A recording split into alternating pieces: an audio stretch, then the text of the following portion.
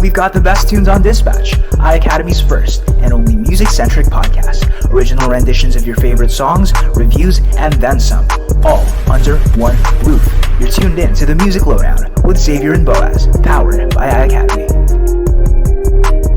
Ladies and gents, boys and girls, it's about that time again. It's time to tune up those guitars and whip out those drumsticks for the fifth installment of Music Lowdown. Constituting one half of the team is yours truly, Rookie Boaz of 99.5 Play FM. And what is up, guys? It's your boy Xavier back at it again with my homie Boaz, bringing you the good sauce for the Music Lowdown.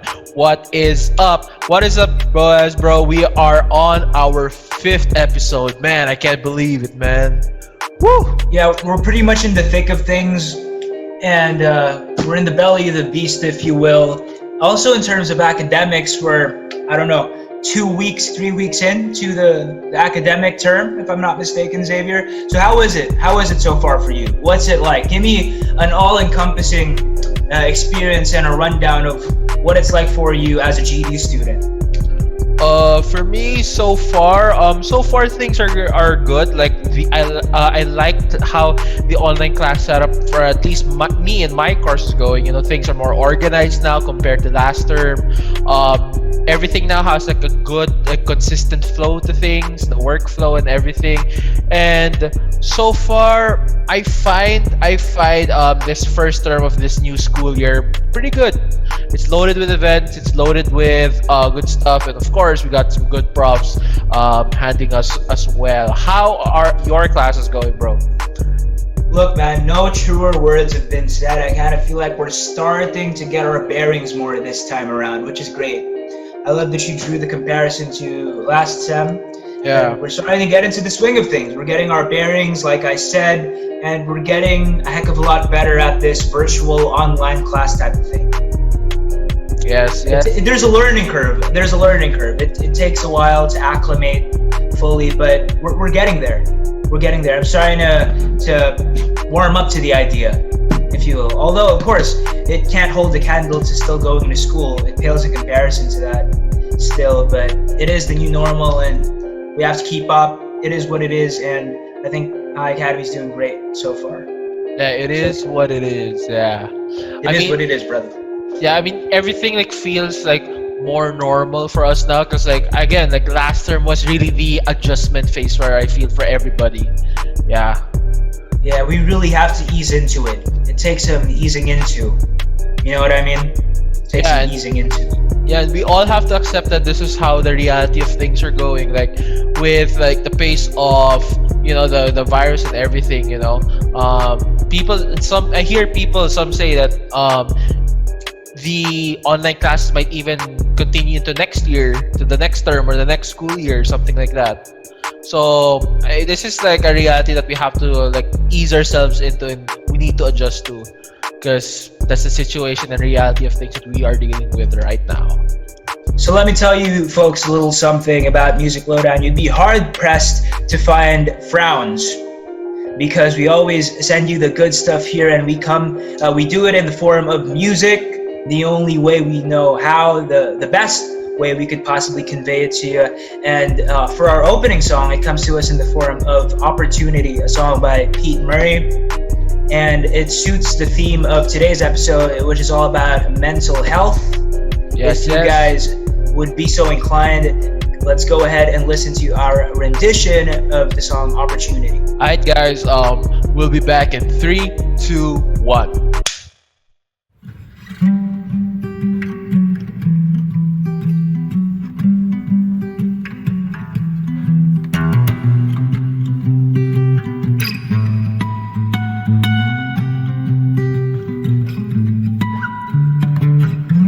So it goes, another lonely day.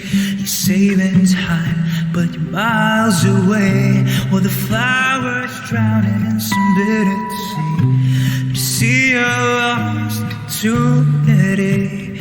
Don't be scared of what you have not seen. Your only fear is possibility. Well, don't go kid yourself, well, not today. Satisfaction's not far away. Hold on, now you're city.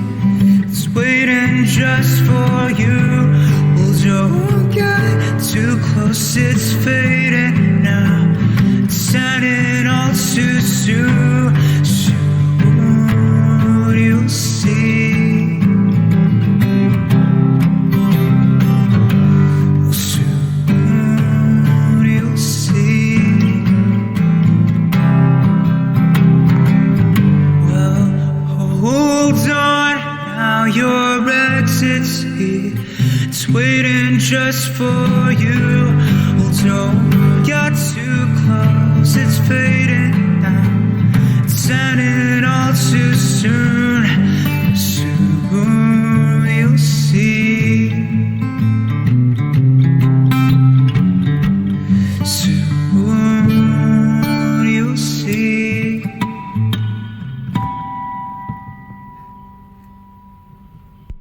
What is up, guys? We are back, and yeah, that was Boaz's solo rendition of "Opportunity" by Pete Murray. Bro, that was some slick sauce. Yeah, some slick sauce right there. Thank you, man. It always means a lot getting that from you, and I get such a high off of this song, especially when I need that boost. I need some hoisting up. It always does the trick for me, the song Opportunity by Pete Murray. Check out his discography. Great guy, underrated Australian act from down under, if you will, so to speak. So yeah, check him out for sure. He's been in the game for nearly a decade now, and he's not getting as much hype as he deserves for sure. So check him out, and let's go ahead and try out this special segment we've tailor-made for you guys, specifically for mental health, specifically in the interest of this episode. It's called Songs for Mental Health, songs that make us feel personally addressed or with our issues or what have you. So let's get the ball rolling with Xavier's first pick. What's a song that makes you feel personally addressed on a mental level, Xavier? Okay, song that I'm addressed on the mental level. Well, if you ask me, it has to be from like my go-to favorite band of all time, the 1975 band. If it's about mental health, I would say Frail State of Mind off of their latest album, their fourth album, Notes on a Conditional Form. Yes, Frail State of Mind. Yeah, for me, how does it address me? Well, the whole song itself, including the lyrics, it's me sometimes when I get down and listen to that song, like it addresses me in a way that, hey, bro, it's like it tells me like, hey, dude, I know what you're going through, and yo, I'm right here with you, man. Just like we'll get through this. That's the kind of like vibe I get off of it. So yeah. And for me, like songs that address me are songs that are very chill and relaxing. It puts me in a good like state. And with this song, it has that very vibey, chill kind of sound to it, and that also helps me ease into that like territory of me being yeah. You, bro. Yeah, I'm glad that works for you, Zaves. Onto my pick. Okay. My pick is the song we just performed, or I just performed, the song "Opportunity" by Pete Murray, and that's a bit of a cop out. But hey, man, I'm just keeping it real, staying true to my roots, and that just hits it on all cylinders for me. That just ticks all the boxes. I feel super addressed by it, especially when I'm pounding the pavement, hitting the ground running, grinding, and nothing comes of it, or what I get isn't remotely commensurate or tantamount to what I was expecting. I would always listen to this song to ground me. I would always feel grounded by this song. It puts things back into perspective and pulls me back into earth for sure. Yeah. How about your next one? Ooh. Okay. My next one is from the late and great Juice WRLD. Man, rest in peace by R.I.P. to Juice. the songs that I have from him are Lucid Dreams and All Girls Are the Same. Now, both of these songs, I would say, I believe, I would say like they're like partner songs. Like both of them tackle the same thing of heartbreak and breakup. And they, Juice, that guy is very talented. He's a very great guy. He's able to, to discuss about these things in a way that it makes you vibe along with the song, because like it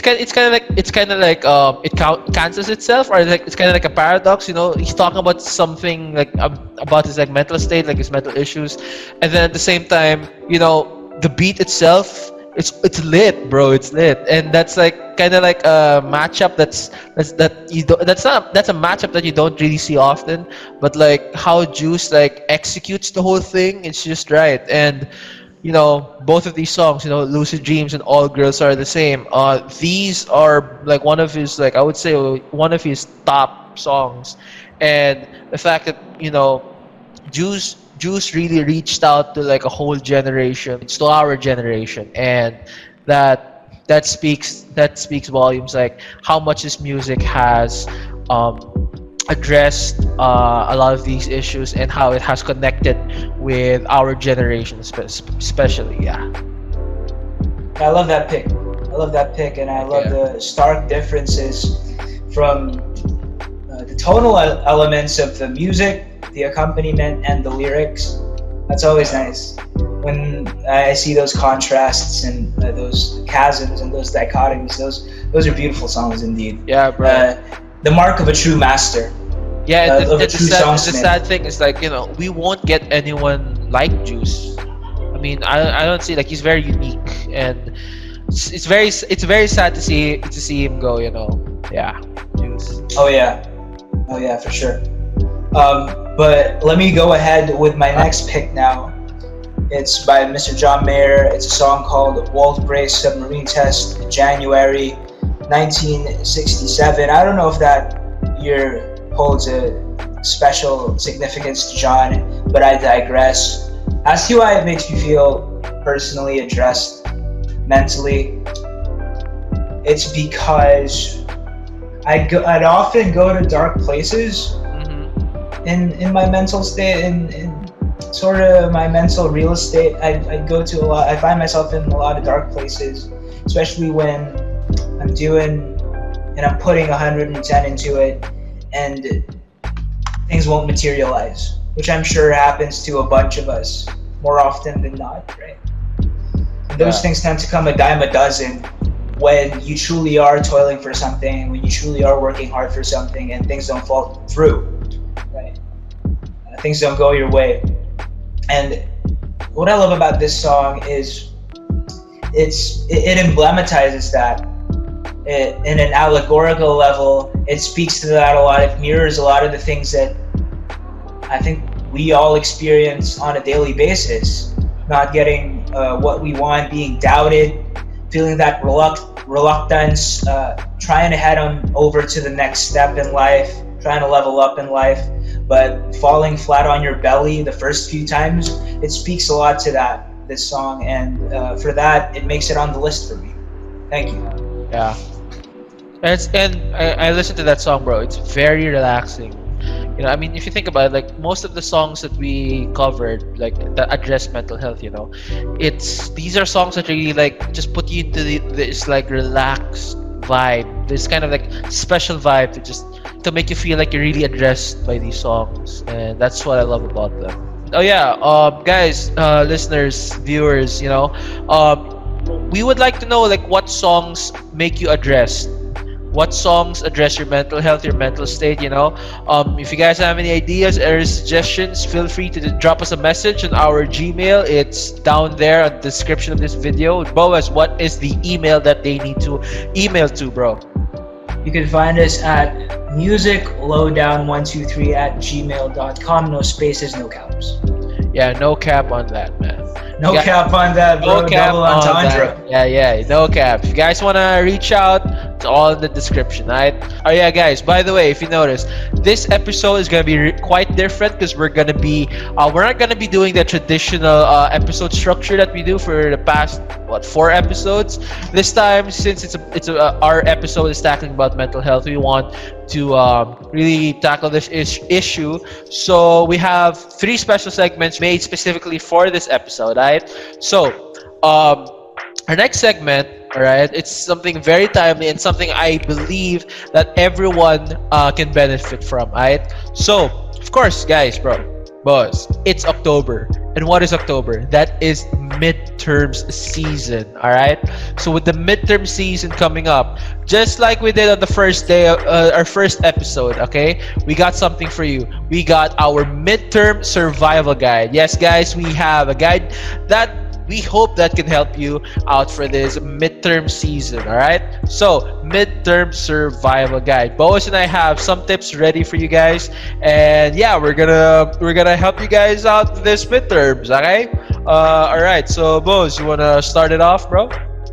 Yeah, man. This is for immediate dissemination for sure. So I want to go ahead and speak on the first survival tip of mine, which is the Pomodoro technique.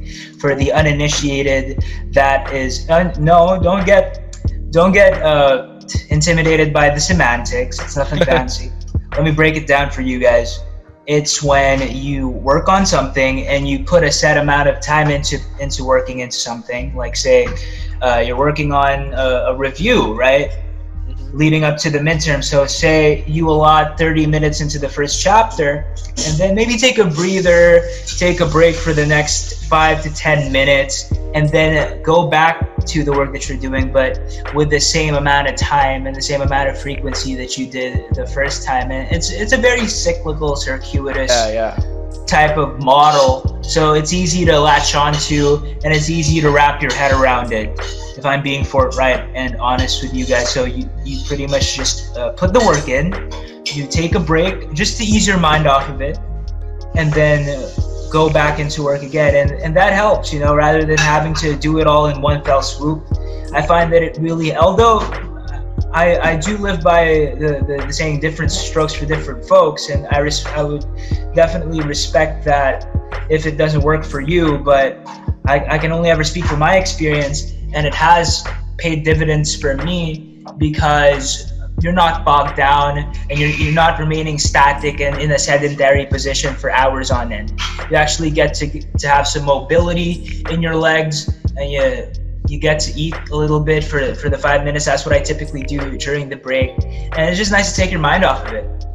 So you come back to it rejuvenated, refreshed, and not depleted at all.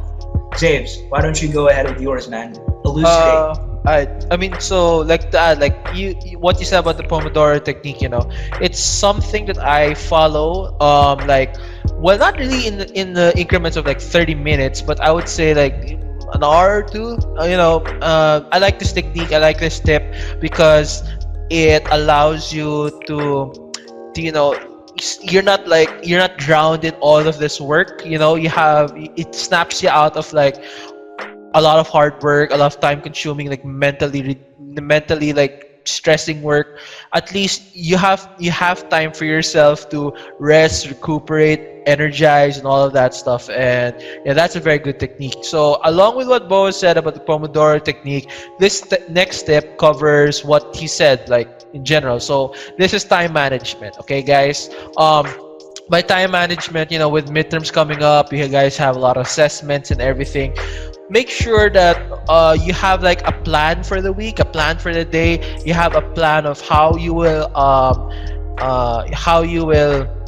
approach all of your tasks, all of your upcoming homeworks, all of your upcoming exams, and all of that. So at least you can keep track of what you're doing and you won't get overwhelmed. You will be able to know what you need to do at a certain time, a certain day, etc., etc., etc. So yeah, Buzz, bro, what's your next one? Or do you want to add anything to time management? I think you've sufficiently elucidated it, and I love the way you said it, pal. Thanks for disseminating it accordingly. And one of the other things that I'd love to relay and cascade to the people is to set realistic goals. Yeah, And I think I've mentioned this in passing with the Pomodoro technique. You can't just go about things in one fell swoop, at least for me. Some people have the capacity to do it, but I think I speak for a lot of us when I say that it doesn't suffice. That doesn't typically work. We would doze off in minute 30 of the 2-hour long projection that we had promised for ourselves. Of course, all of that pertaining to reviewing and studying. So when I say setting realistic goals, maybe piecemeal it, right? Maybe piecemeal it, do it in smaller increments, do it in smaller, bite-sized, more digestible increments. I've found that really bolsters my productivity even more rather than hampering or impinging it. If anything, I mean, yeah, I do get why you would think otherwise. I used to think too, but I find that it's not an impediment. It's more of a help rather than a hindrance, because in terms of utility, I kind of feel like you're all out of it anyways. You're parched and you're winded by the 30-45 minute mark of your deep dive, and you just have nothing at all mentally to proffer anymore and to give off. So it would be nice to piecemeal it, plan in advance, provision it better, allocate it better within the week rather than having to do it like 2 days or a day or maybe even hours, which I'm sure all of us are guilty of. Hours before the exam, right? That's just me though. I was just speaking my truth. But if the contrast or the antithesis of this works for you, then we all have our own method to our madness, and all power to you if you can do that. Massive props. But I personally can't. I can't go on for that long, just hitting the books, man. Yeah. It has to be realistic for me. It has to be a conservative enough of an estimate for me to really perform and get the most utility out of these reviews. That's just me. Thank you. Yeah, I mean, like, realistic goals. I mean, of course, with all of us, like in college, like both of us were like in college, like we're dealing with a lot of stuff, being realistic about these things, setting goals based upon your abilities and your skills, like will let you be able to achieve what you need to achieve for the day, for the week. So at least you're able to finish what work needs to be done. So yeah, nice one with the realistic goals, bro. No cap, all good. Yeah, why don't you go ahead and tell your truths? Alright, so mine, this is very important and I can't stress this enough. Guys, sleep. Get enough sleep, guys. Sleep is very important.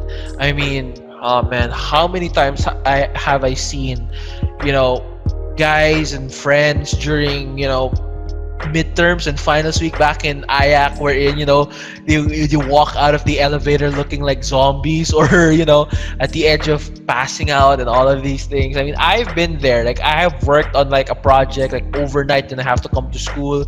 Then like, dude, it's not a good experience to be like puyat during classes. And of course, guys, get good sleep, get enough sleep. Guys, you are at home. You don't need to wake up super early to catch your commute or to avoid the traffic. Your school is essentially just on your phone, on your laptop, on your PC. It's just there. Remember, guys, you are at home, right? And that is your safe space. By getting enough sleep, you start the day energized. You start the day ready. You start at your 100 peak percent power. Essentially, you're fully recharged. And by doing that during the midterms week, midterms period, the midterms time, I can say that you're gonna be physically up to take any challenge or any exam or test or project that comes your way. So yeah, man, no truer words have been said. Thank you for that. Let me go on over to my next tip, my final tip.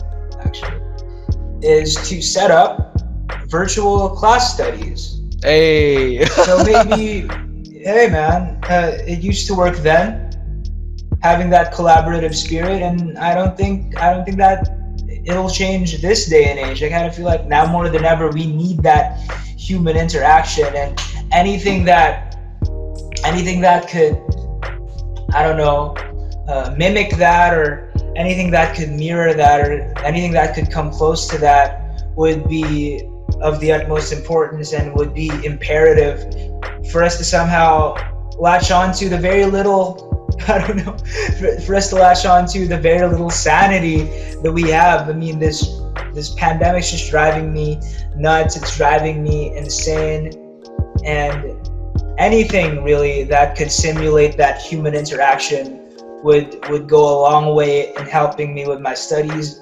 Especially with me, I used to work in a non-autonomous way. And not that I have a dependency on people, but I used to prefer it that way, doing work more collaboratively, although it is, some people work autonomously, which I respect, and I often do that too from time to time, but I excel a lot off, and I thrive a lot off of other people and sharing notes and picking other people's brains out. So maybe we can still do that, albeit in a more relaxed capacity. Of course, we're no longer face to face, we're no longer in the same room, and that has its own fair share of problems that it could present itself, but we'll cross the bridge when we get there.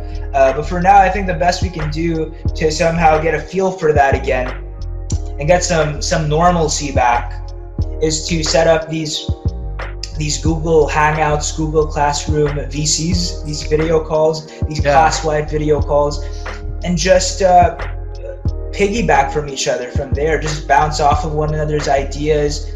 And the thing that I don't like about learning autonomously is you're insulated. It's a more insular way of going about things, as opposed to being like an open nerve or being exposed to all these other ideologies. That's why I thrive off of it so much, because I'm exposed to these other ideologies and these other methods of going about things, and I just feel so impeccably illuminated by those class-wide studies that I would typically do before with friends and with blockmates. So try it out. Yeah, and then like what's cool about this is there's always a constant exchange of ideas and thoughts and everything, and that's what I love about like class studies and group studies. I mean, yes, I mean, you know, we're all like restricted to our homes, but of course, like, use what you have. The internet is there to provide you ways, you know. You don't need to do it on like Google Meet. You can do it on Zoom. You can do it on Skype, if anyone still uses Skype. Or whatever floats your boat. Yeah. Heck, you can even like just do it on Messenger, you know. If you have a group chat of your class, just do it straight from there, you know. And and if you want to go the extra mile, I mean, if you guys still remember, we used to always do this, Boaz, back in senior high, and I don't know if you still do this in college, bro. Kahoot, bro. Oh yeah, Kahoot, bro. Yes, it gets everyone engaged and involved. That's what I love about Kahoot. It just ups the ante, and it turns all the knobs to 11, which I love. Everyone should try Kahoot, especially now with the current setup. It just ups the ante exponentially, and it adds that air of competitiveness. Yeah, that element of fun. Yeah, it just raises the stakes for sure. And I remember like we did like a Kahoot before this whole lockdown started, man. It was really cool. Like, you know, group up with their friends, make like a weird group name, and then you know the weird group name. I mean, that was always my group, like the weird group name. So yeah. Anyway, so yeah, guys, group study, class study, you know, do it. You know, whatever means that you can use to help you guys review for the upcoming midterms. Do it, man. Alright, me, I think I am done. I've already given up all my tips and tricks for the midterm survival guide. You boys, do you have anything else for the midterm survival guide? That about wraps it up for that segment. So I want to go ahead and shift our gears and our sights to this next segment. Guys, often we feel like we're at the end of our rope. We feel down on our luck. And we typically look to these celebrities, these paragons of character and acuity to perk our spirits up, right? To lead us by example. But the fact of the matter is, we're all human and everyone is fallible.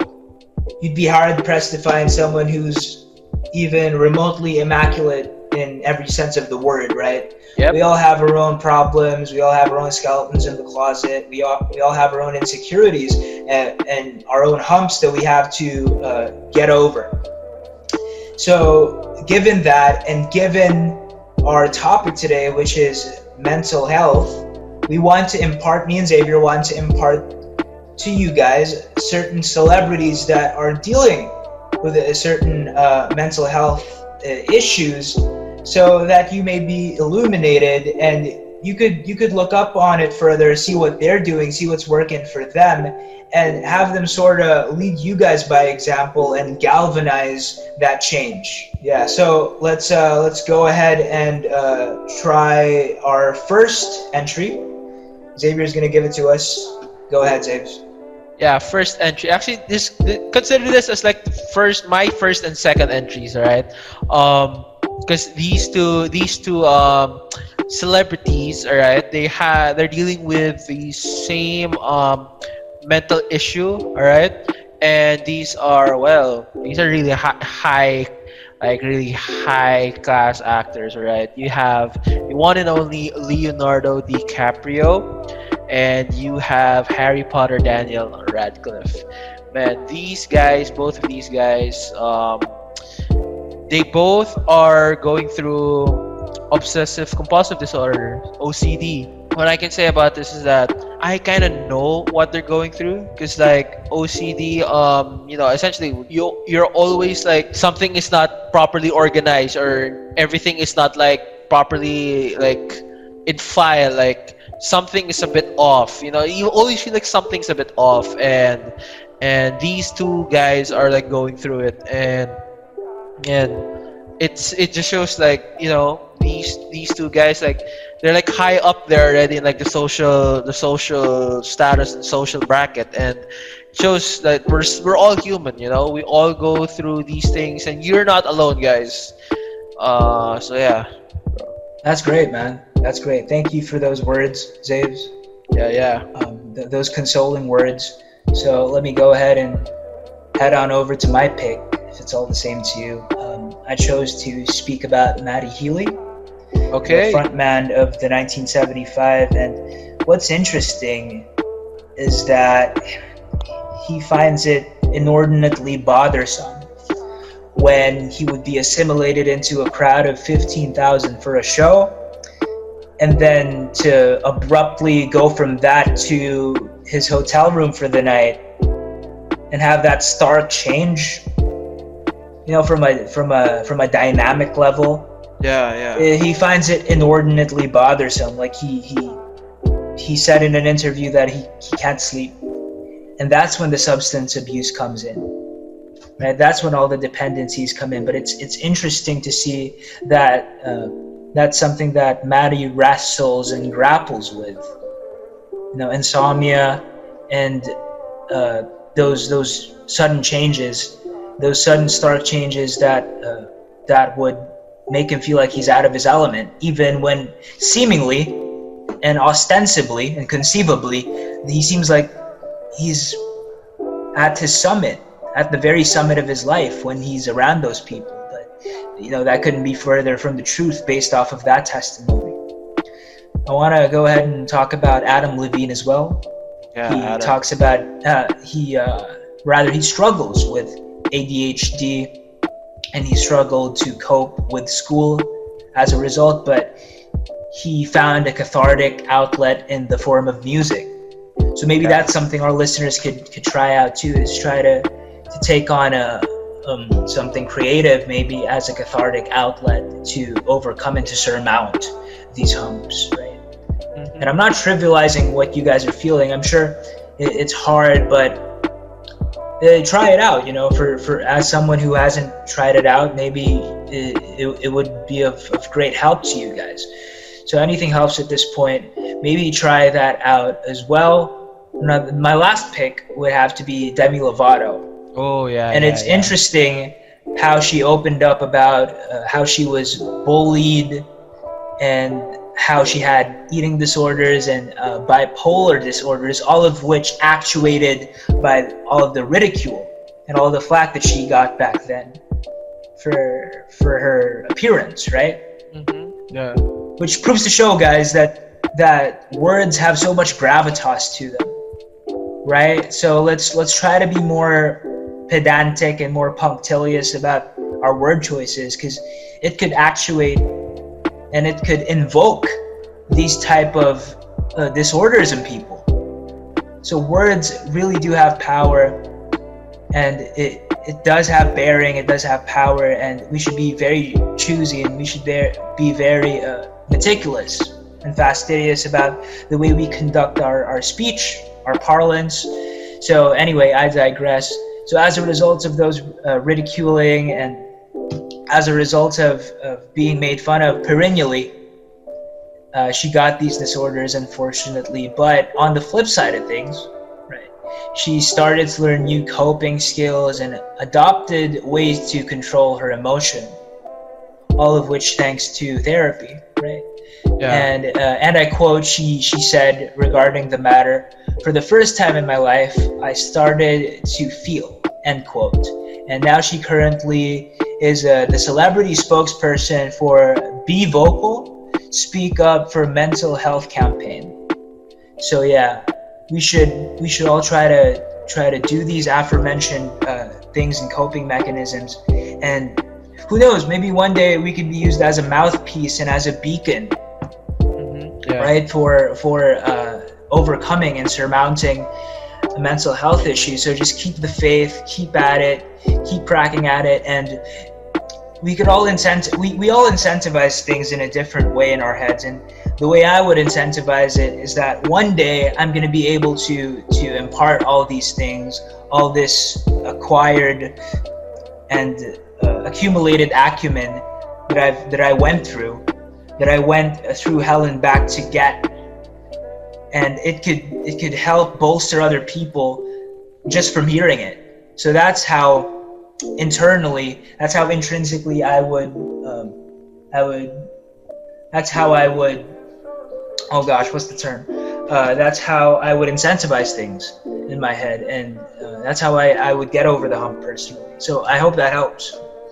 Yeah. And like, guys, if you are struggling with, things like this, like as we discussed, guys, don't forget, like, you are not alone. Like, I have friends who are going through, stuff, and, the thing I always hear, like, from them is that they feel like, no one knows what they're going through, and it's like it's only them. But that's the thing, like, about mental health, is that we have to raise awareness about these things, these issues, because, like, everyone goes through these, regardless of how mild or extreme they may be. But just remember that you are not alone on things like these, and of course that's why friends are there. They're there to help you get through these things. You have family, friends.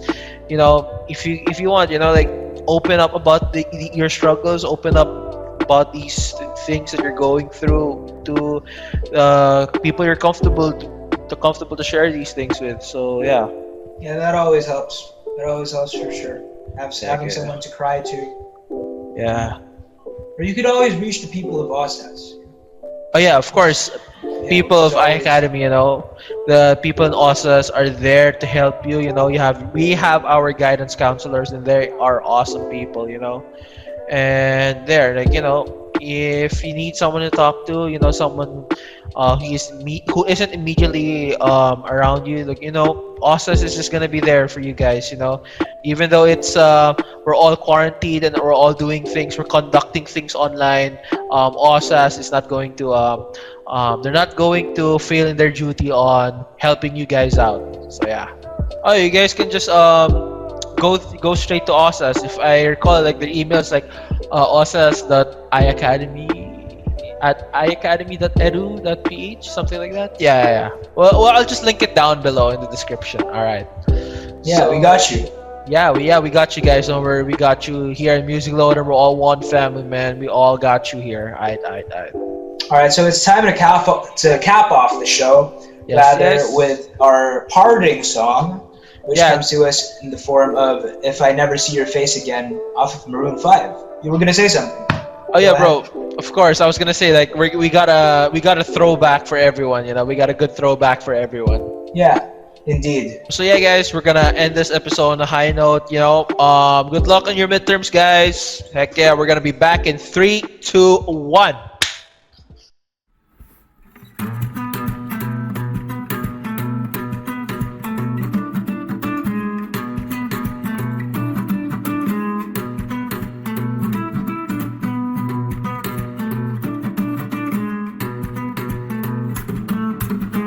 Now as the summer fades, I'll let you slip away. You say I'm not your type, but I can make you sway. Limits you burden, but I'm not the only one. Well, I'll let you be if you put down your racing gun. You got somewhere else far away. I don't know if I will find you. But you feel wrath on my neck. Can't believe I'm right behind you. 'Cause you keep me coming back for more. I feel a little better than I did before. Find out face again, I don't. 'Cause we got much further than I thought we'd get tonight.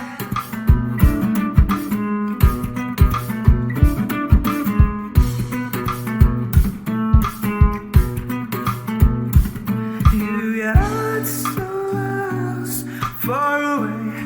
Well, I don't know if I will find you.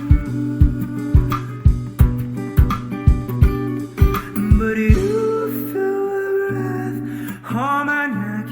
Can't believe I'm right behind you.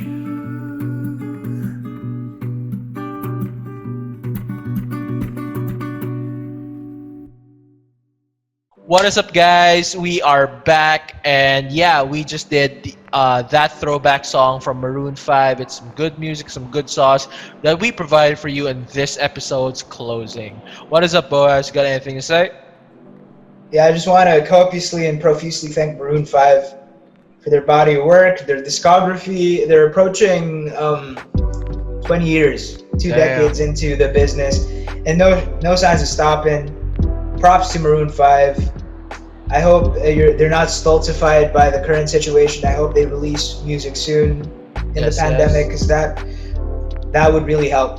That would really go a long way in hoisting our spirits up for sure. We love you, Maroon 5. Thank you. Yeah. Yes, thank you for the good music, Maroon 5. Shout out to you guys. So yeah, midterms is coming up. We wish you guys good luck on the upcoming midterms. Good luck to you, Boaz. Heck yeah. Guys, of course, like that's why we got you on this episode. We dropped the midterm survival guide. You can just check it out here on this episode.